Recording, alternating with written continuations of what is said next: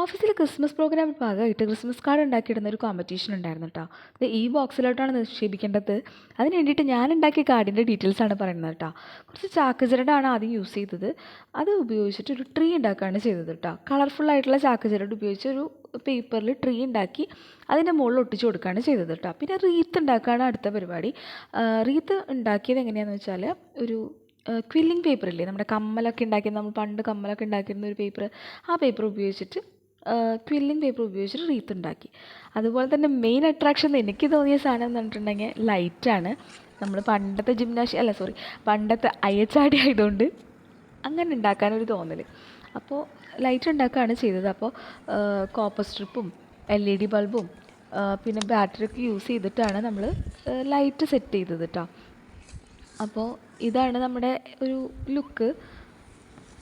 നമ്മുടെ ക്രിസ്മസ് പാപ്പയുടെ നോസ് ഉണ്ടല്ലോ, അതിൽ പ്രസ് ചെയ്യുന്ന സമയത്താണ് ലൈറ്റ് കത്താട്ടോ.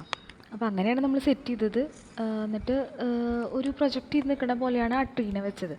പിന്നെ നമ്മൾ വൈറ്റ് ഇങ്ക് കൊണ്ടാണ് മെസ്സേജൊക്കെ എഴുതിയിട്ടുള്ളത്.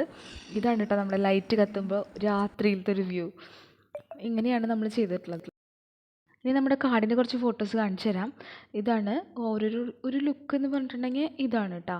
തുറക്കുമ്പോൾ കാണുന്നത് ഇങ്ങനെയാണ് ഏകദേശം. ഇഷ്ടപ്പെട്ടോ? അപ്പോൾ നമ്മുടെ ഈ കാർഡിനാണ് കേട്ടോ സെക്കൻഡ്. ഇഷ്ടപ്പെട്ടാൽ സബ്സ്ക്രൈബ് ചെയ്തിട്ട് പോണേ.